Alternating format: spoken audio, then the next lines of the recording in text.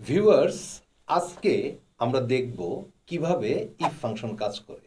So আমাদের সাথেই থাকুন, 1080 সাথেই থাকুন এবং আজকে শিখে ফেলুন কিভাবে ইফ ফাংশন ব্যবহার করতে হয়।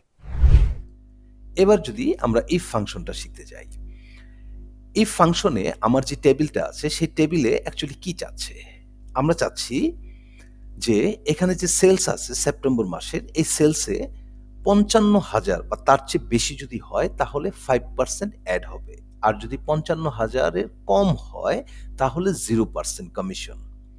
এখন আমি চাচ্ছি কমিশন ভ্যালুটা এখানে চলে আসবে, শুধুমাত্র 5% কমিশন এটা আমি চাচ্ছি না, আমি চাচ্ছি যে ৫৫,০০০ বা তার চেয়ে বেশি যে ভ্যালুটা হবে সেটা যে 5% চলে আসবে, সেই 5% এর ভ্যালুটা কত সেটা সহ আমি জানতে চাচ্ছি।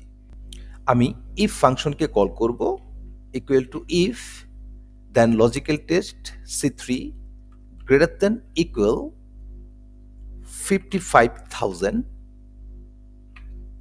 যদি এটা সত্যি হয়, এই C3 সেল বা যে সেলগুলো আছে এর মধ্যে যদি ৫৫,০০০ বা তার চেয়ে বেশি হয় তাহলে 5% অ্যাড হবে। এখন এই 5% অ্যাড হয়ে কমিশন ভ্যালুটা কত সেটা বের করার জন্য আমি সামকে কল করব।